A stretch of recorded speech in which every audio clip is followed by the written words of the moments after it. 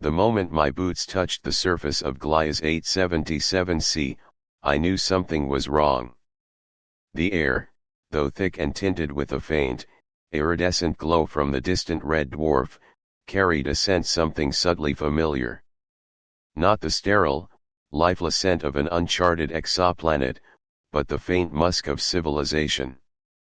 I had expected an empty, barren world. A place where microbial life might thrive, where strange, alien flora could be struggling to survive under the dim glow of its sun. What I found instead was architecture. Tall, sweeping structures of metal and glass rose in the distance. Not jagged or asymmetrical, not bizarre alien geometry that defied comprehension. No. These buildings had design, they had purpose. Roads ran between them, carved into the dark earth, illuminated by soft, blue lights that pulsed in a rhythmic pattern. My mind screamed in protest. This shouldn't be possible. No probes had detected this.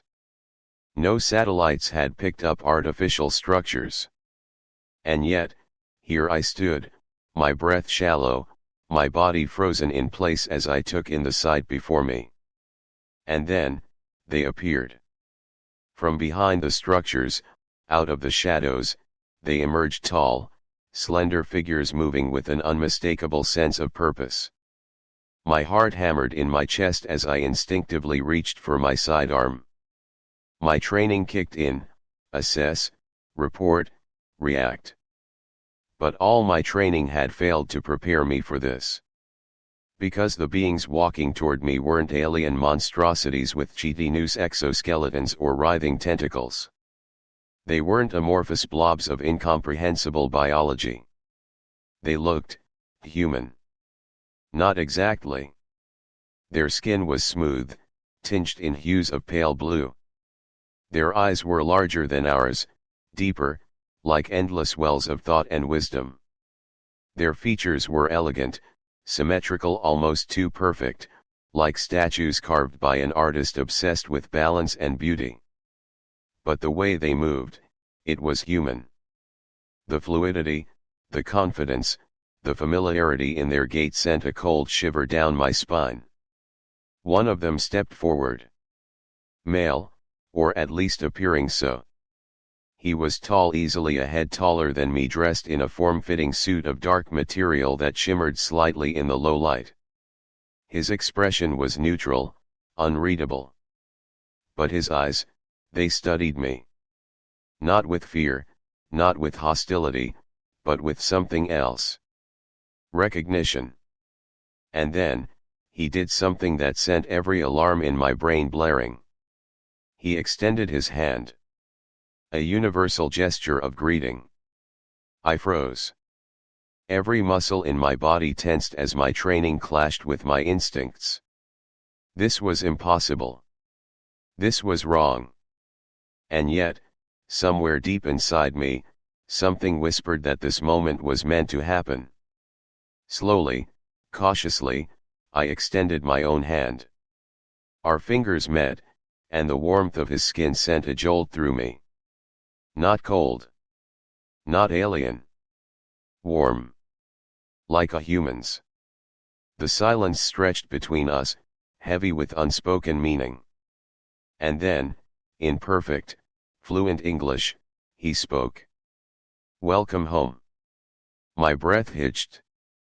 My grip on his hand tightened. What did you say? My voice was hoarse, barely above a whisper. The stranger's lips curved into the faintest of smiles. You are human, are you not? Every nerve in my body screamed at me to back away, to put distance between myself and the impossibility standing before me. But I couldn't. I needed to understand. I pulled my hand back, my fingers twitching. Who are you? His gaze remained steady. Come with me. I hesitated, glancing back at the safety of my landing pod. Protocol dictated that I should return, report this, wait for further instructions.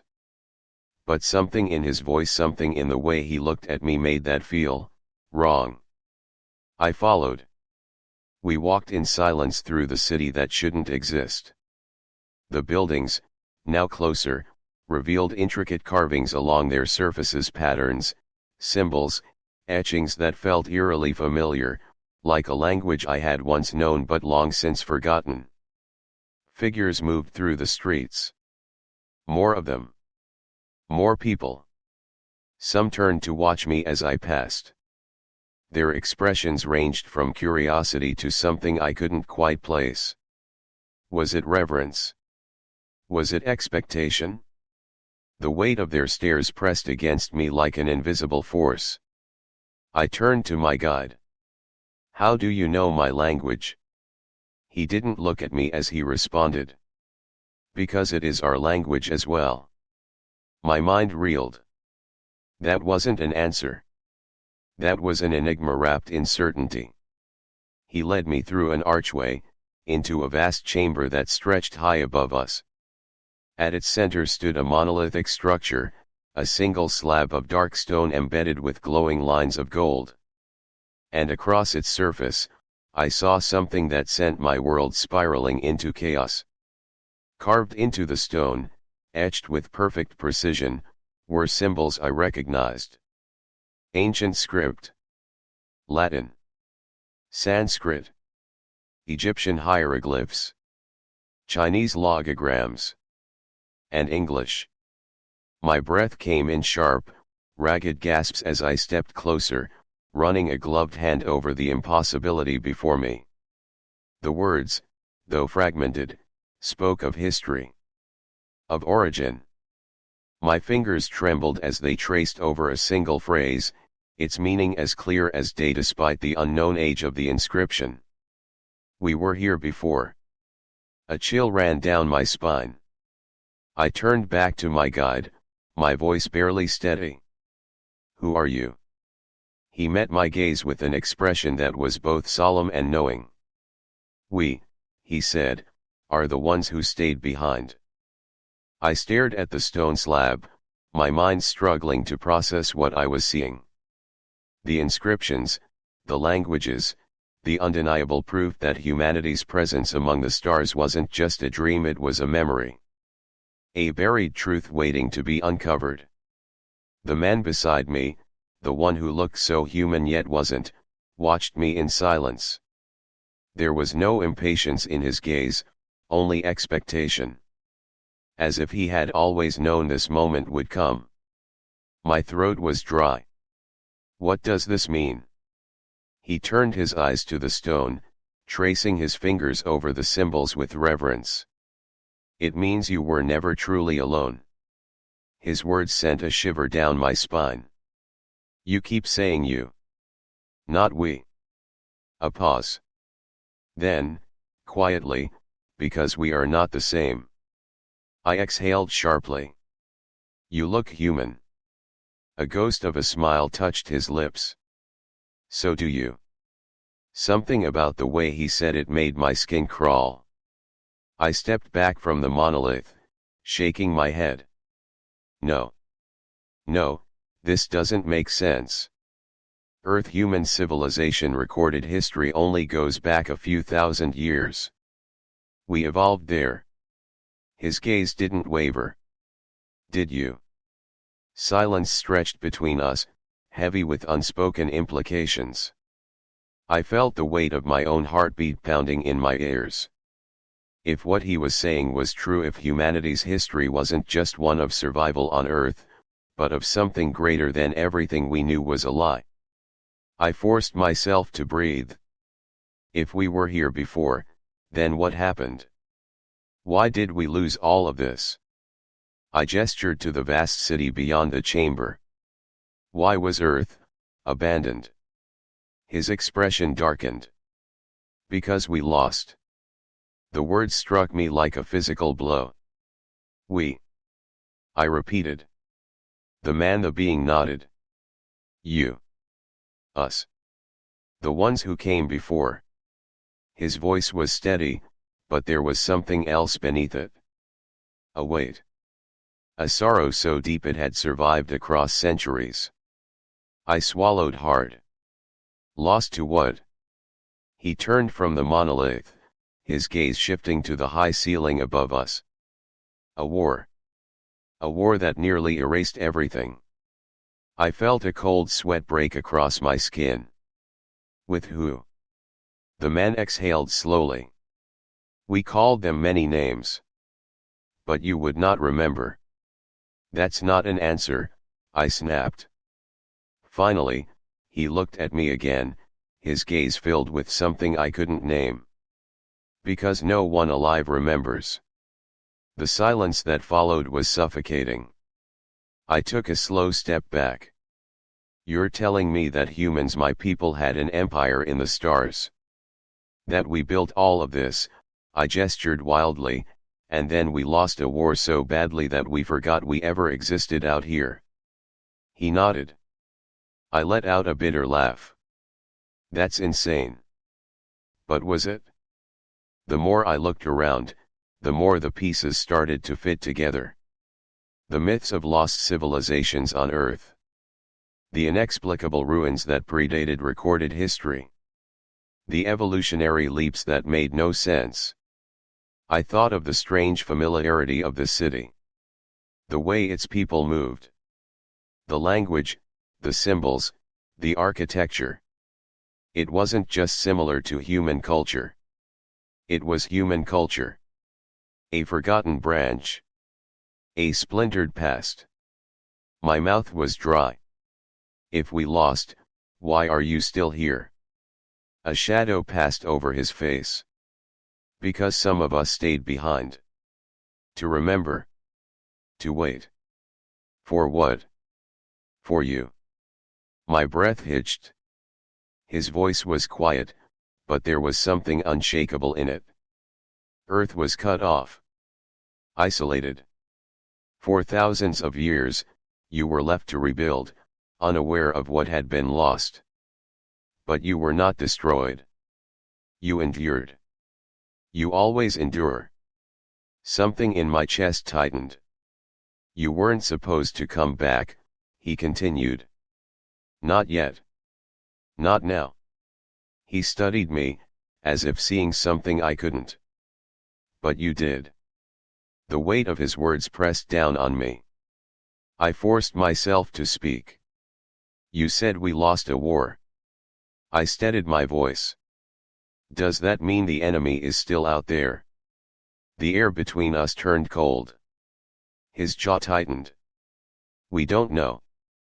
A muscle in my cheek twitched. That's not reassuring. For centuries, there has been silence, he admitted. No signs. No warnings. But that does not mean they are gone. A terrible realization settled over me. And now that humanity is reaching the stars again. His expression was grim. If they are still watching, they will know. The weight of those words crushed the air from my lungs.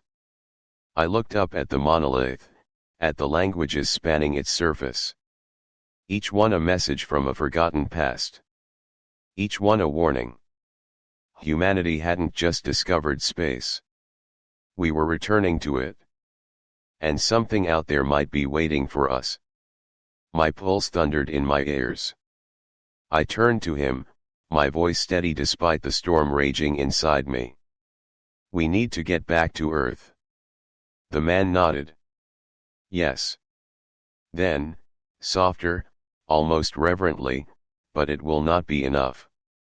A cold pit formed in my stomach. I squared my shoulders, pushing the fear aside. Then tell me what we need to do.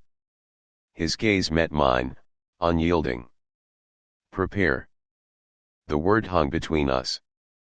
Prepare. I clenched my fists.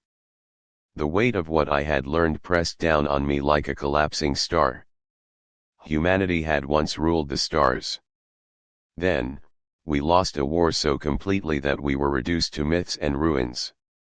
And now, if we were being watched, if they were still out there. I exhaled slowly. Then start talking. The man Eli, I reminded myself, gave me a long, measured look. Then, he turned and motioned for me to follow. We left the chamber, stepping into a corridor lined with more of the strange, pulsing lights. My mind reeled as I walked, trying to grasp the scale of it all. How long had this city existed? How had they survived? And more importantly, why had they waited? Finally, we stepped into another chamber. A different one. This time, instead of towering monoliths, I was met with something else entirely. A projection. A vast, shifting star map spread across the room, flickering with ancient symbols. Constellations I didn't recognize filled the air in front of me, moving and shifting as if they were alive. The Eli turned to me. "You asked what happened." I nodded, my throat tight. He waved a hand, and the map shifted. Stars faded. Others burned brighter. And then, slowly, an image formed. A single, golden world. "This was our home," he said. "Yours." "Ours." "The first world." I stepped closer, staring. The planet, whatever it was, shimmered like a jewel, wreathed in rings of light and orbiting a binary star system. It was beautiful. "What was it called?" I asked. His gaze didn't leave the projection. "You called it Alindra." The name sent a shiver down my spine. I swallowed. "And what happened to it?" "The stars shifted again. The golden world dimmed. Then, it vanished." I stared. "What?" "Then I saw the destruction. Black tendrils, vast and endless, erupted from the void, consuming entire solar systems. Stars winked out like dying embers. Fleets of ships, massive, sleek, unmistakably human, were swallowed whole." A cold horror settled in my chest. What is that?" The Eli's voice was quiet. "The Devourers." The tendrils spread, faster than light, consuming all in their path.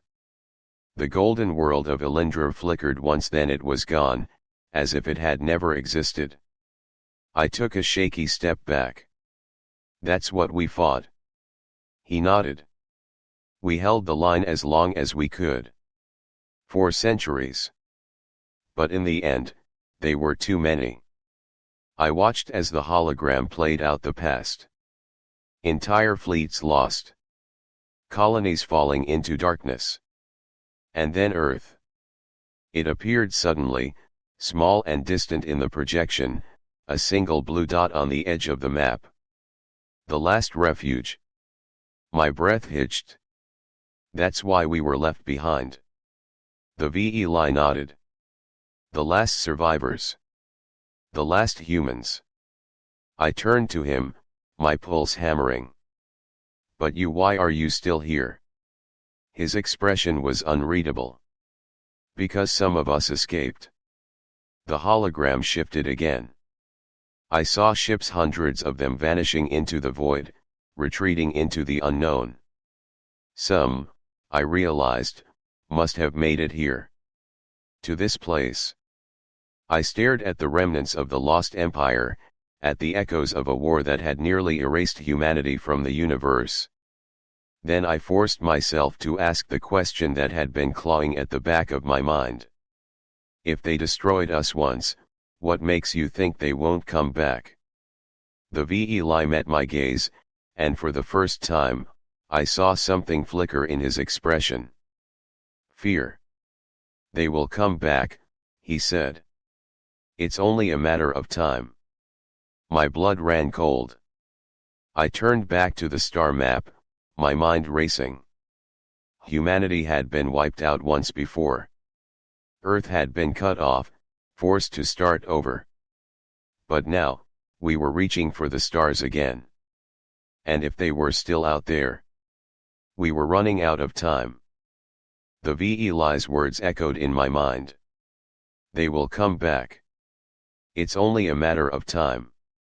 I turned back to the star map, watching the projection of our lost war. Watching as the last remnants of humanity were scattered, our empire consumed by the darkness.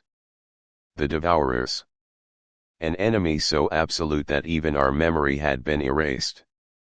And now, after millennia of silence, we were reaching for the stars again. I clenched my fists. Then we need to warn Earth. The Veli studied me, his expression unreadable. And what do you think will happen? I frowned. They'll listen. His lips pressed into a thin line. Will they? I hesitated. Earth had spent centuries believing it was alone in the universe. We had only just begun our slow crawl back into space. How would they react if I returned with this? If I told them our history wasn't what we thought? That humanity had once ruled the stars, only to be nearly wiped out by an enemy we still knew nothing about. Panic. Denial. And worse, inaction. I exhaled slowly.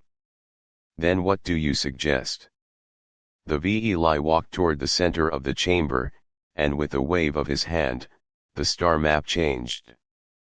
The projection zoomed in on a new sector of space, one far from the destruction I had seen before. A planet appeared. Smaller than Earth, its surface scarred by craters and ancient ruins. But there was something else. A structure. A massive station, hovering in orbit like a silent sentinel. I stepped closer. What is this? His voice was steady. The last stronghold. The words sent a chill through me. This station, he continued, was built in the final days of the war. A vault of knowledge. A fortress. It was meant to be a last stand, a place where the final survivors could regroup and fight back. I swallowed. And his gaze darkened. We never made it there.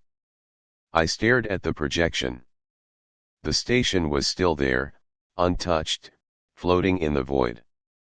If it had survived, if it still contained records of the past technology, weapons, strategies, then it might be the key to everything. I looked at him. And you think it's still intact? There is only one way to find out. A plan began forming in my mind. Earth wouldn't believe words. They wouldn't listen to stories of a past they had forgotten. But proof technology beyond anything we had that would make them listen. I straightened. Then we go there. The Veli tilted his head. You realize the risk? I did.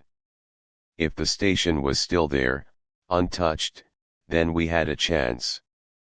But if the Devourers had found it first, if they were still watching, then this wasn't just a mission. It was a gamble. I looked at the star map one last time, at the ruins of our past, and felt something awaken inside me. Resolve. We go, I said. And we find out the truth. The ship hummed beneath my feet as we broke through the thin atmosphere of Veli Prime. I watched the planet shrink away on the view screen, its sprawling cities and silver towers fading into the darkness of space. The station, the last stronghold, was our destination. A relic of the war. A vault of forgotten knowledge. Maybe even our last chance. The Veli pilot beside me, Eris, worked the controls with effortless precision. His hands moved across the console in practiced motions, adjusting our course. Despite his calm demeanor, I could see the tension in his posture. ETA? I asked, breaking the silence. Eris didn't look at me. 6 hours. I exhaled and leaned back in my seat. The weight of the mission pressed down on me. If the station was still intact, it could change everything. If it wasn't, then we were flying into nothing but another tomb of the past. The silence stretched. Then, quietly, Eris spoke. "Are you ready to see what your people left behind?" I glanced at him. "I don't think I have a choice." He gave a small nod, then turned back to the controls. I stared out into the void. The stars stretched endlessly before us, cold and indifferent. And somewhere out there, beyond the reach of my understanding, something was waiting. 6 hours later, I saw it. The station loomed in the distance, a dark silhouette against the distant glow of a dying star. Even from here, I could tell it was massive, easily the size of a small moon. Its structure was sleek, angular, built with a purpose I couldn't yet comprehend. But there were no lights.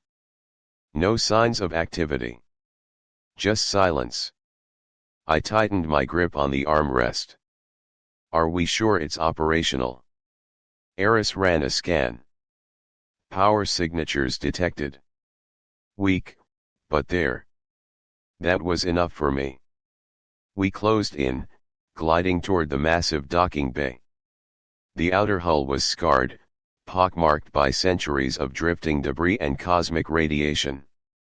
Yet, it endured. The airlock opened with a hiss, revealing a long, dimly lit corridor beyond. I stepped inside.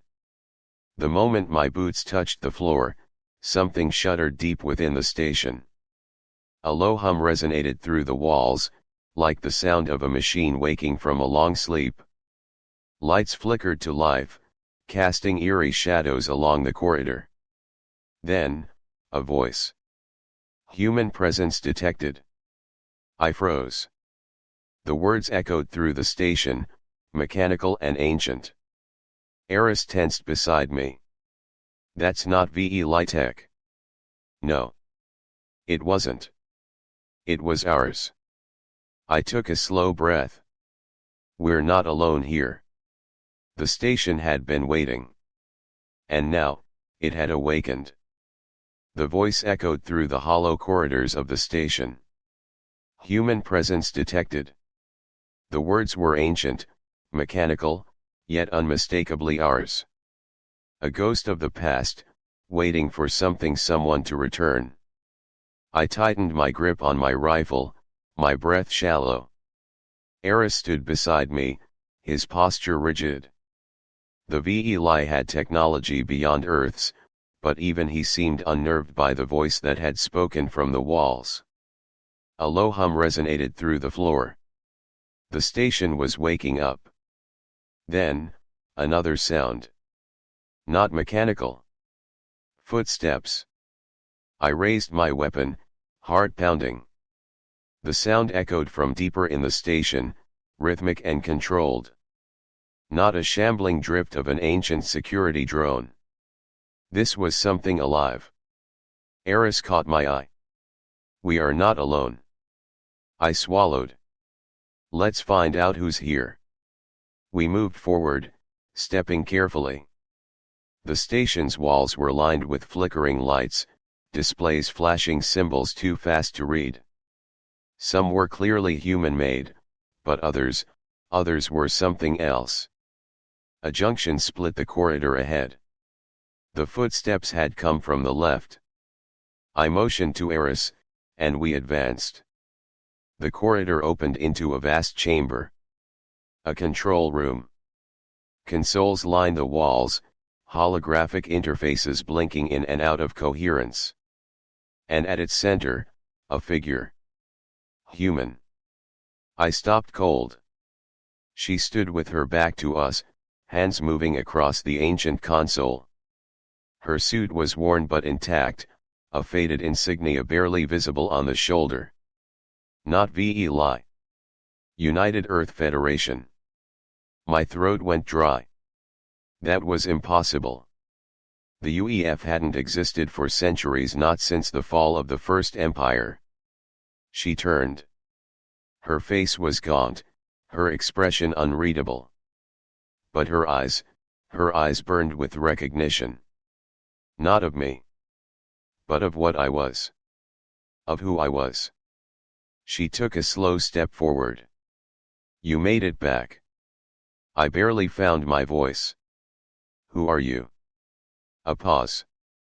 Then, quietly. I am the last sentinel. The word sent a chill through me. She turned back to the console. You shouldn't be here, she said, voice measured. Not yet. Eris stepped forward. What do you mean? The sentinel exhaled, as if carrying a weight too heavy to bear. This station was never meant to be found. Not until the right time. I felt the tension coil in my chest. Why? She gestured to the display. The holographic star map flickered again, shifting, showing the galaxy in motion. But something was wrong. A sector pulsed red. A dark void creeping outward like a spreading wound. My breath caught.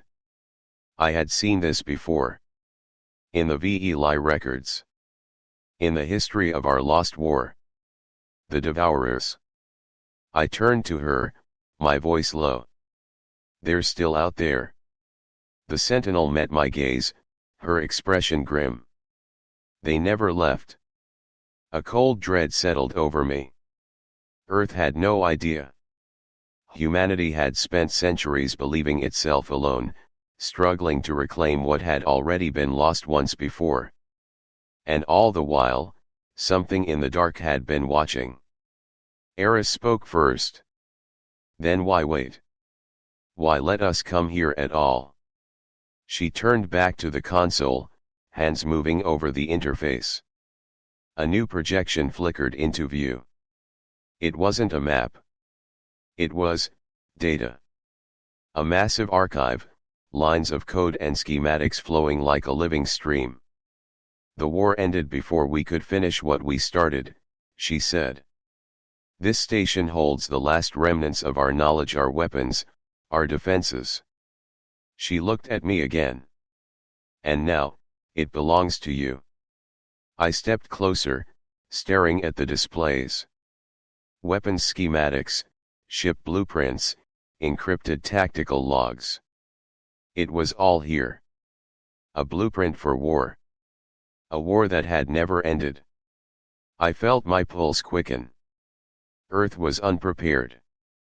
But now, we had a chance. A choice. I turned to Eris. We take this back. He nodded, understanding. The sentinel watched us. Then, for the first time, she allowed herself a small, weary smile. Then maybe, she said, this time will be different. A low tremor ran through the station. The lights flickered, the air thick with something unseen. Warning signals blinked across the screens. Something was coming. I gritted my teeth, my mind racing. No more running. No more forgetting. Humanity had once ruled the stars. Now, it was time to take them back.